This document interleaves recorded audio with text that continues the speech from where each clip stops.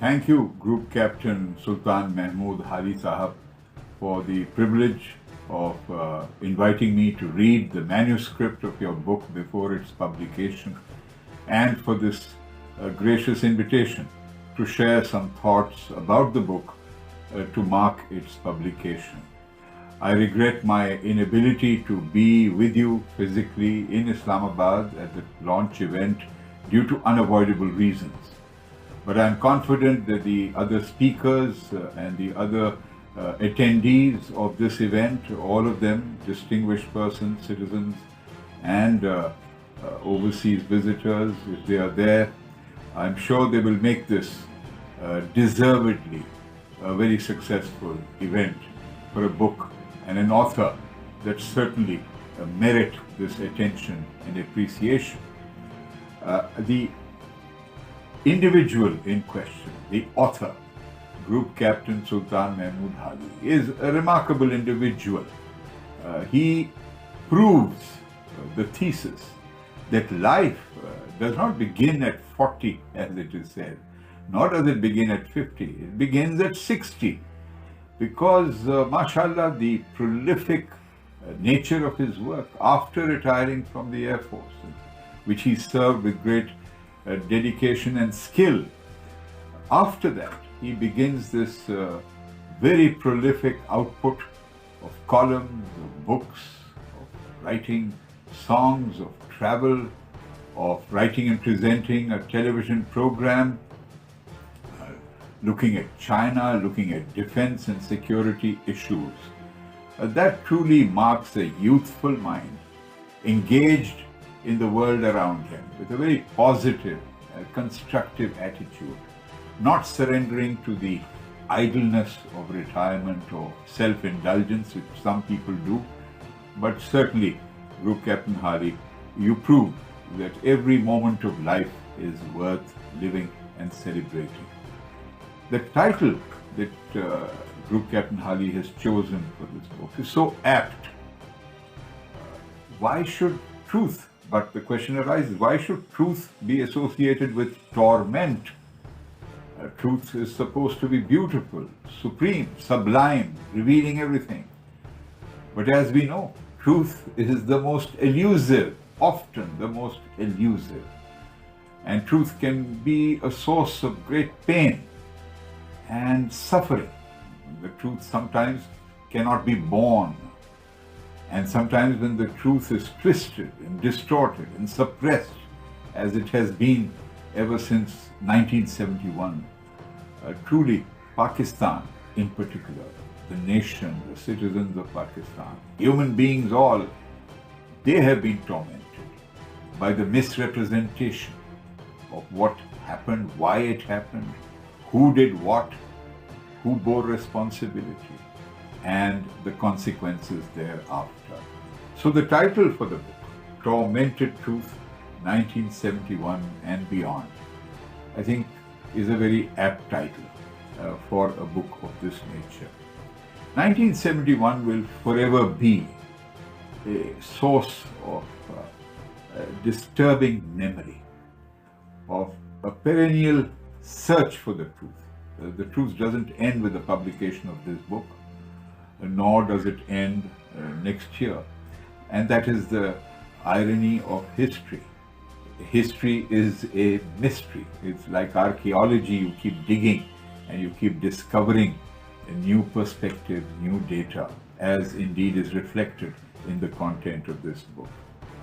He has made a very sincere and extensively researched effort to add to the volumes of literature already available, written by some other also very able and dedicated authors, whether it is Mr. Hassan Zahir's book, The Separation of East Pakistan, whether it is Lieutenant General Kamal Matinuddin's book, A Tragedy of Errors, whether it is Afra Siab, Ambassador Afra Siab's book, Facts and Fiction, Lieutenant General Hakim Al-Shah Qureshi, whether it is Siddiq Saleh, Rao Farman Ali, and even the person, so very controversial, Lieutenant General Niazi, The Betrayal of East Pakistan, and several more. To all of those existing volumes, written by Pakistanis and others who I have not named. This book is a welcome addition. And in hundreds of solid facts and details that he presents in this book. Group Captain Sultan Mahmud Hali, and just to illustrate, I'll identify three which perhaps bear reflection.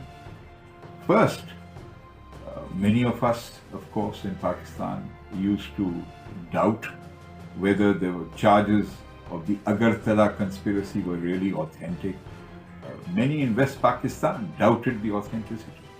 And yet, as it has been conclusively established, despite his otherwise perhaps quite sincere efforts to assert the just rights of Bengali East Pakistanis, unfortunately, Sheikh Mujib did interact with Indian authorities in a secretive manner. And the ultimate irony was that despite the solidity of the evidence, the charges were dropped and the case was withdrawn. And that is another fine example, the paradox of what you cannot do with the truth. Sometimes you retreat even though the truth is staring you in the face. People refuse to see that this is the truth. And I think he makes a valuable contribution by highlighting the fact that it was not only Lieutenant General Sahibzada Yaqub and Admiral Ehsan who spoke up candidly and advised General Yahya Khan not to consider military action. He remembers Air Commodore Zafar Masood, a relatively junior officer to a lieutenant general and an admiral, but a youthful person spends about an hour trying to present a very forceful, credible case to General Yahya Khan during his visit in March 1971, and hopes that he has convinced him not to take military action. Yet that hope is shattered because a week later or so, that military action commences. But this brave Air Commodore Zafar Masood, who is mostly unsung, unknown to many people, refused to deploy aircraft to bomb civil East Pakistanis who were agitating against military action or against the postponement of the National Assembly session originally. Then the third fact I want to share is perhaps something you already know, but he highlights that as the very last part of this book, which is the naming of Apara. Apara is more than a commercial market, as we know. Apara has become a synonym for the location of a very important institution of the Pakistan Army and the Armed Forces. But Apara was actually the name of the first baby born in government quarters in that part of Islamabad back in 1960. And when this miracle came, so in Apara remains Apara in Islamabad, but Apara and her parents migrated after 1971 to Bangladesh. That again is a paradox worth a little reflection.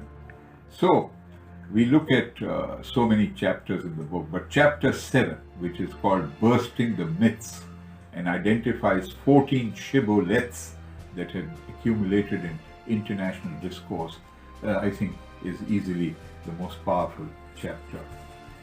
My last 2 points. 1971, the creation of Bangladesh did not reject the reality of Muslim nationalism in South Asia.